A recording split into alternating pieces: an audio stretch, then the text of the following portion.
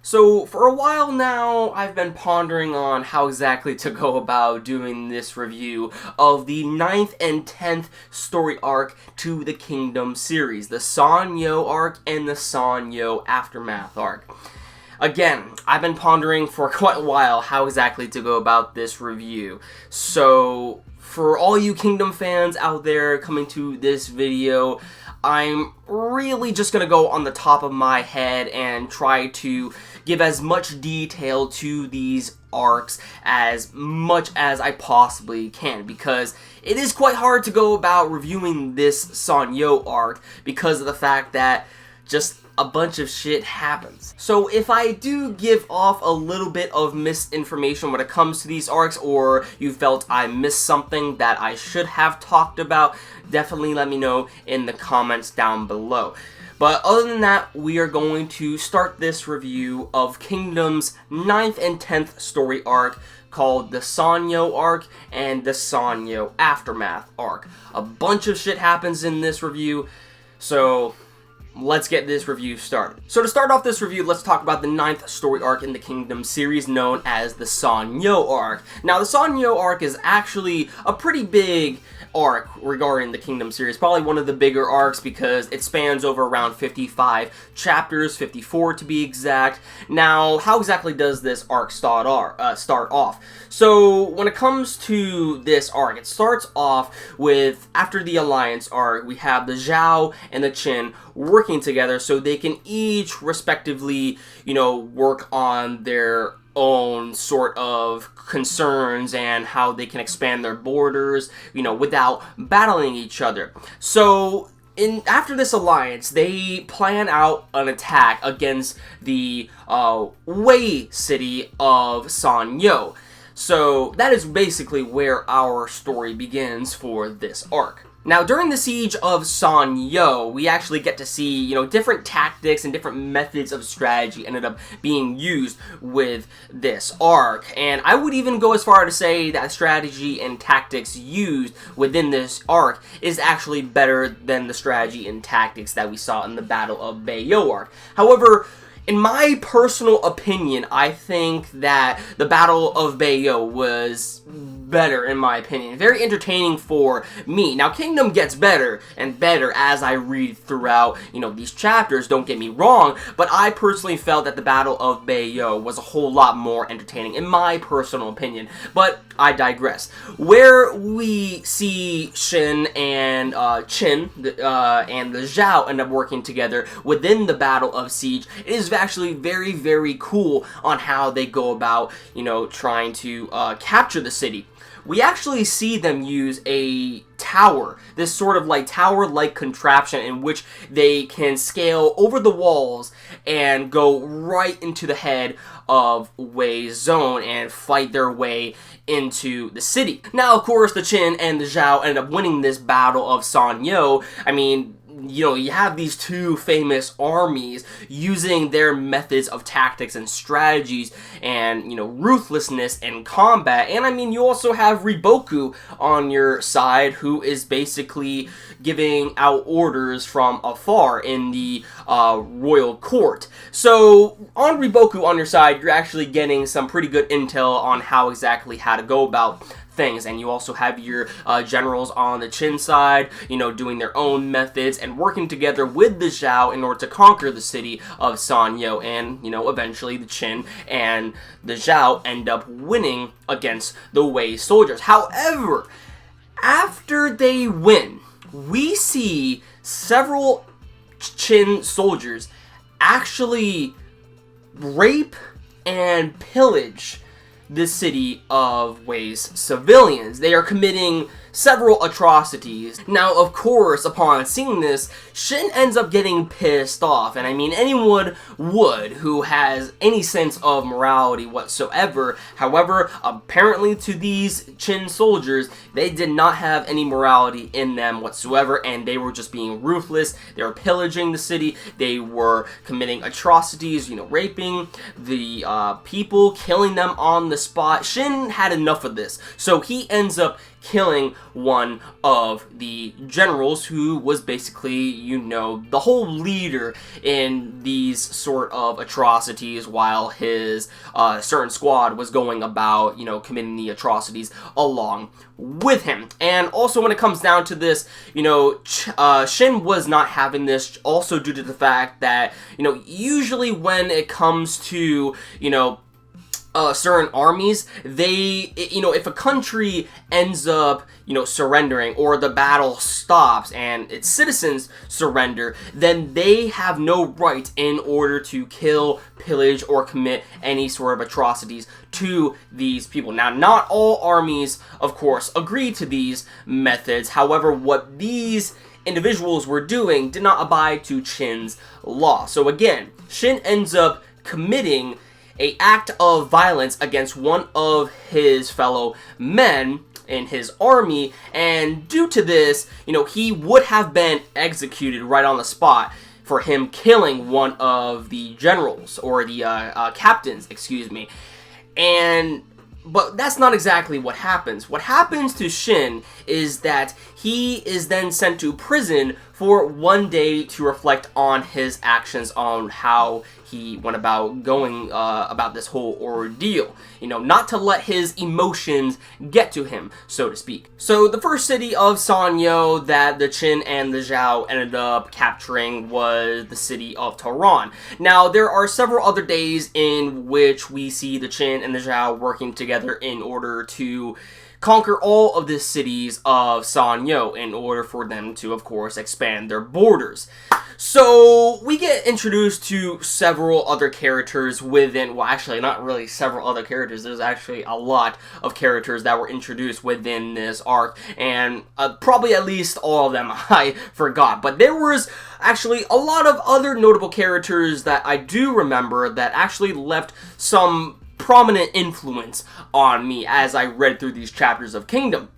Of course, one of them being Rinko, as I stated before, on how exactly he ended up going about things. And also there was General Mogu, I believe his name was.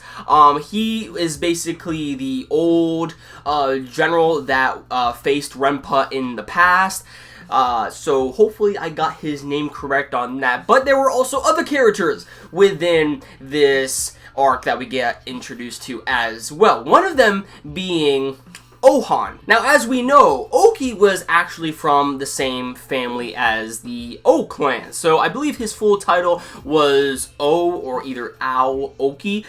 So Ohan is actually from the same clan as well, or the same family tree as Oki. So that was very interesting, and I believe he's around the same age as Shin. Actually, if I am correct, I believe Shin is actually 17 in this arc, and then we have Ohan is actually a year older, so he is 18 years old. And Ohan, honestly, when it comes down to his character, I personally felt like he is kind of a prick. I mean, he is just like a prick towards Shin, you know, not really caring about him, ignoring what he has to say, and just overall, you know, giving him, you know, a bad demeanor. I really don't like his personality as of right now, but I'm sure his character ends up getting better as the series of Kingdom goes out. Also, another O member of the O clan also gets introduced, which goes by the name of Osen. Now, personally for me, I think that Osen is a very, very interesting character. He is very, very cool,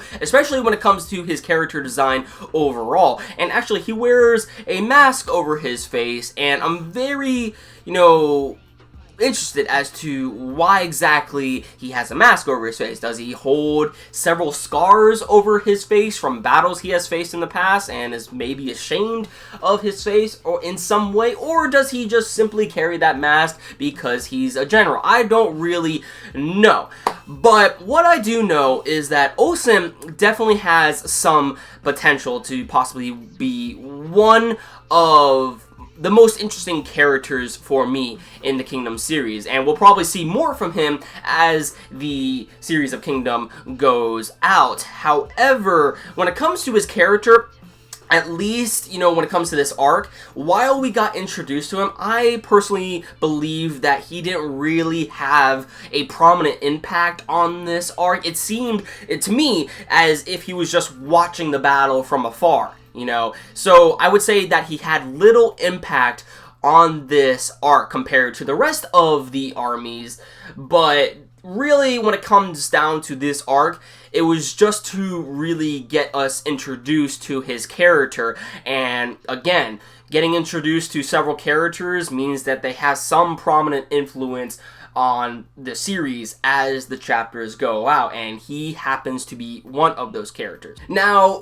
we also got introduced to another general that worked for the Shin army, and you can tell this guy is very, very ruthless, and you all probably know who I am talking about. If you have seen my live streams, I called him a complete savage, which he is, and also when it comes to this character, he gives off a very mean demeanor. I am talking about Kanki, or if you pronounce the name Kanki, but either way, he works for the Shin army, and again, when it comes to his character, he is a complete savage. This man, in one of the chapters, he ends up killing off these Wei soldiers and gouges out their eyes and even chops off their ears. I believe there were also several bags that he put into, but he puts all these eyeballs into bags, and then he has these bags sent off into the Wei soldiers. The Wei soldiers open them up in front of their general and show them what exactly, what happened with the Wei soldiers. And it was not a good sight at all, because seeing these many eyeballs of your fellow soldiers obviously put the soldiers of, that were at the headquarters, obviously to go up in a frenzy. They were completely shocked at what they were seeing.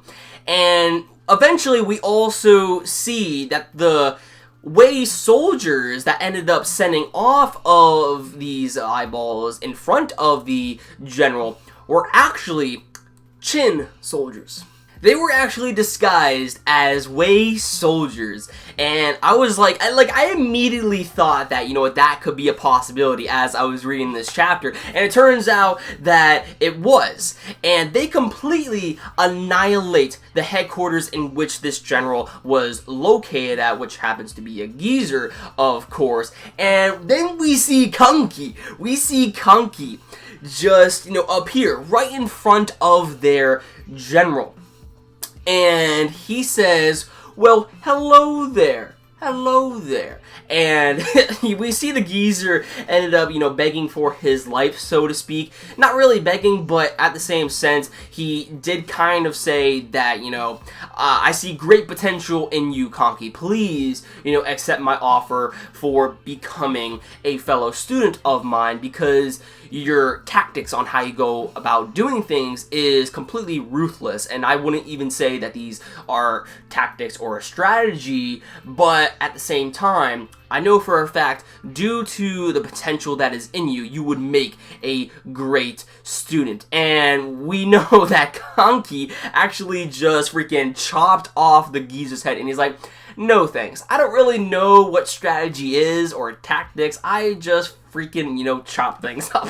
And I just thought that this was the most ridiculous thing. Kanki is a savage, in my personal opinion. But again, when it comes to his character, I really do think that he should get some backstory. I want to know why he turned out this ruthless, because it really does seem like he will destroy anything in his path. It really does. And he goes about, using very unorthodox methods on, his whole warfare that he ends up doing with his fellow soldiers. So I really do want to see some backstory and some more information regarding his character as well. Now, Rinko we get introduced to in this arc as well, and Rinko, I would go as far as to say that, he's a complete savage as well, because what we see from him in this arc, how he ends up, going about taking out these generals in one fell swoop, I thought that was very interesting.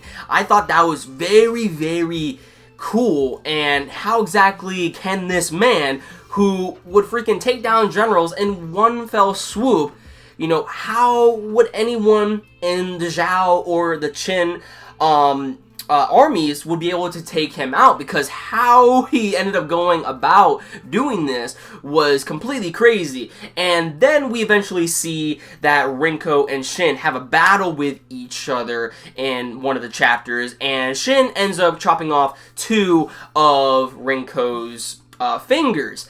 And Shin, is obviously, you know, injured by this. But then the next day, they have another battle with each other, which I think was the very last day of the war that was going on in the Sanyou arc. I can completely be wrong on that. Let me know in the comments down below. But yeah, this battle between Shin and Rinko was definitely insane. Probably one of the best battles that I have seen in the series of Kingdom so far. I mean, just how, you know, the battle was taking place, and then the rain was dropping down. Shin's knees were giving out because he was being slashed in the arm. He even actually had a deep cut in his arm, but eventually, you know, his arm was, you know, then properly healed after the battle. But during the second battle that Rinko and Shin had, his knees were giving out. Rinko was slashing his knees. Shin eventually slashes him across the chest, and Rinko is still standing, and then they eventually, you know, have a square off. Both are heavily injured, but of course Shin comes out victorious. Now, it was quite interesting as well to see Rinko's past. Apparently he was a war orphan, and his family was completely annihilated except for his sister. But by the time that ended up coming about and seeing the decimated city that he was in, he eventually told Rinko that his sister is already dead. There are maggots all over her, and he didn't even realize this. And eventually he ends up taking Rinko into his care, and this is how Rinko ended up becoming the man he is today. I mean, Renpa, you know, taught him the methods of warfare, and Rinko ended up, you know, using these tactics in his own style of warfare and became like a living killing machine, so to speak. But eventually, Shin, of course, was victorious in this battle. And this was also the same battle, like, directly after he kills Rinko. He left a squadron of his own troops behind, and they were already injured, as well as Kyokai. Kyokai was also injured as well, and he thought it was best if, you know, these soldiers end up getting some rest. However, a squadron of Wei soldiers actually make their way to Kyokai's and the rest of the group's location. So of course, Shin runs on over there, and he sees a pile of corpses. Pretty much almost everyone was decimated. There were only a few survivors. He's looking around for Kyokai, and then I see Kyokai right then and there. Shin sees her right then and there, and I was like, oh no, don't tell me. You know, she is just standing there upon a pile of corpses herself, away soldiers, and Shin runs on over to her and holds her tight, and I immediately actually thought that Kyokai died right then and there. But regarding the artwork was fantastic during that scene. I thought it was very, very good. I still don't know how this series is released weekly, just due to the art in general. But anyway, I really thought that Kyokai was about to die right then and there on the spot. It was kind of emotional for me because I really, really do love Kyokai. Probably one of my favorite characters in the series. And just seeing her like that, you know, just fall into Shin's arms, I really thought she was going to die right then and there. But then I noticed something about her. She had blood all over her. However, it didn't seem like her own blood. To me, it didn't really seem like she had any stab wounds whatsoever. So then I was like, you know what, she's probably alive. And apparently I was right. apparently she just lost consciousness from the battle that she had. She ran out of energy and collapsed in Shin's arms. But we eventually see that Kyokai is well and rested. She is okay, and I finally got to take a breather because I was like, if one of my favorite characters dies again, I am going to be really, really salty. I'm still salty about Oki's death, and if Kyokai would have died, I would have been completely insane. I would be mad, you know? But we do see that she is fine. However, she tells Shin that she has to temporarily leave the He-Shin unit, and this is because of the fact that she wants to progress as an individual and accomplish her own goals as an individual by herself, at least for this moment. She wants to track down, you know, I'm assuming the girl who ended up killing off her closest friend back in the day. So again, she temporarily leaves the He-Shin unit, and it was quite an emotional moment, and I thought it had, the chapter, one of the panels had the best double page spread that I have seen. You see all of Shin's unit just saying goodbye to Kyokai, and we see that slight panel of Kyokai actually about to tear up. And as we know, Kyokai really hasn't shown any form of emotions. She has smiled a bit, but we never actually got to see her cry. And she finally feels like she has a place in the world now, like she can actually rely on comrades, that she made friends, you know? So to temporarily see her leave the He-Shin unit was definitely an emotional moment as well that I really thought was great. We also got introduced to Moten as well, who is apparently the son of Mogu and also the older brother of Moki. If you remember Moki was the individual with the cap on his head and had the long ponytail. He was also the strategist that took Karyo 10 under his wing. So yeah, that guy. Now, I don't really know how to describe Moten's character because we really didn't see much from him as well, I would think, but it does seem like he's going to have you know, a bigger role later down in the story. It seems like he treats Shin nicer than Ohan, I will say that, but other than that, I mean, he's a 1,000-man commander, and I don't think we, you know, saw much from him in this arc, but hopefully we will see more from him later down the line. So yeah, when it comes to the characters in this series, you know, in general, it's a lot of characters that were being introduced, and I'm sorry for the fact that if I don't remember some of these characters. I mean, you know, when it comes to Kingdom, it probably has the most diverse cast that I know of. You know, it has a lot of characters, and it expects you to know, you know, all these characters' names. I mean, it's ridiculous. That's the only thing that I get confused on with this series, but I still love it indeed. So, when it comes to this arc, I can really only remember a select few characters that I personally felt, you know, will have a greater impact on the story so far, and also were more prominent in this arc as well. If I didn't name a other character within this arc, maybe you guys can let me know in the comments down below on who you thought played a more prominent role in this arc. But regarding that, now we're gonna head into the Sanyou Aftermath Arc. Now, at the final battle between Mogu and Renpa, we see that Mogu ends up losing an arm in the process. Renpa seems like he's about to, you know, kill him, and before he's about to kill him, we see that the Zhao and the Qin forces ended up finding out his location, completely burn it to the ground,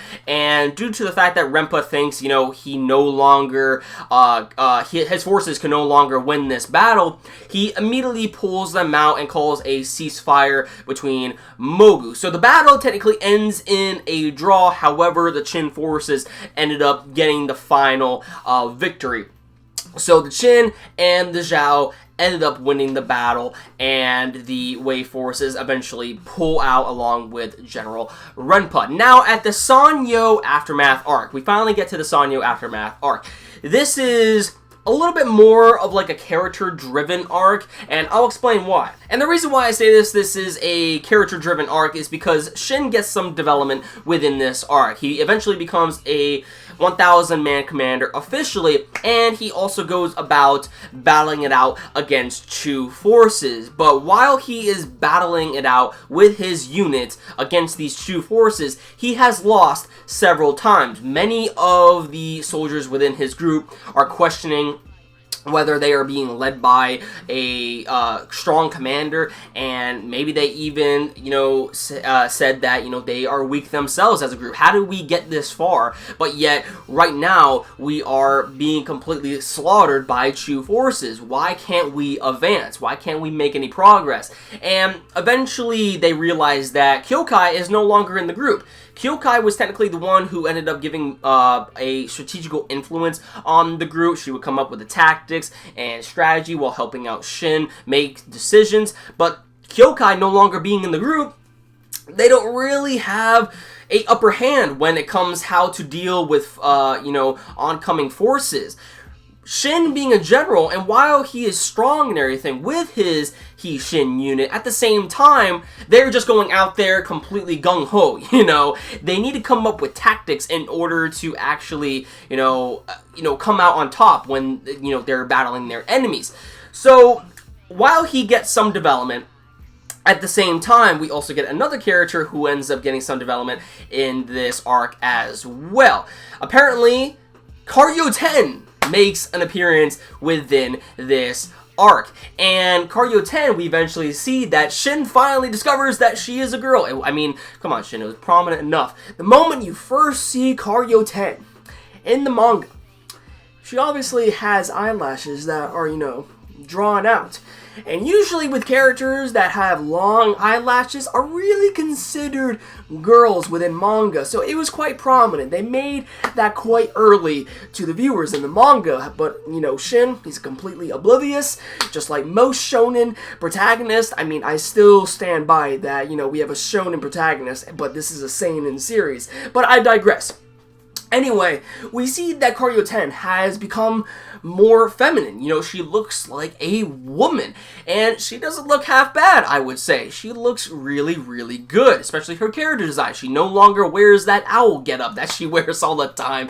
The freaking weirdo. But anyway, we get to see her character development within this, how far she has come as a strategist from her training with Moki and several other individuals. And we see her finally becoming one with the Shin unit, and she plays out all these strategies and tactics, helping out Shin advance his forces, how to go about doing things against the Chu armies, and eventually the Shin unit comes out on top, and Karyo 10 officially becomes a member of the Shin unit. And I'm so glad that she is back, because I really wanted Karyo 10 to actually get more spotlight. We haven't really seen much of her and what she is capable of, so I'm really glad that the author of this series is giving her spotlight and adding her to the story to help out Shin and his units. So I thought that was amazing. I thought that was really, really cool. We also see that the queen is in this arc as well, and apparently she is having someone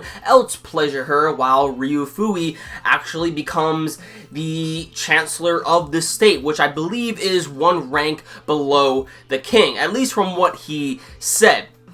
So with that, you can tell that the corruption is still going on between, taking out the king in the process.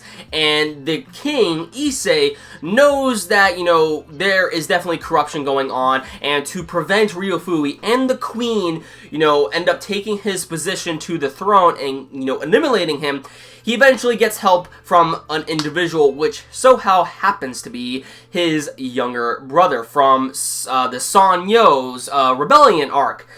So these two working together is going to be very, very interesting because, they're not exactly on the best of terms. But yeah, I think that really about does it for the Sanyou Campaign Arc and the Sanyou Aftermath arc, those were at least the most notable moments to me. I thought that this arc was really well done, especially how it was written out, the strategies, the tactics. I thought it was really, really good. However, I will stand by that personally. I felt that the Battle of Bayo arc was, you know, a little bit better in my personal opinion. But from what I've heard, the Coalition arc is supposed to be 10 times better, and apparently it is also one of the best arcs in the Kingdom series, and also one of the best arcs in all of manga. That's what I've been hearing. So I'm very much looking forward to that. I'm actually going to be doing live reactions to the entirety of the Coalition arc because it seems like a lot of people actually want to see that. Apparently they say it's like a cinematic experience. So yeah, I'm definitely looking forward to that. I'm going to actually be having a live reaction to the very first part of the Coalition arc on Friday.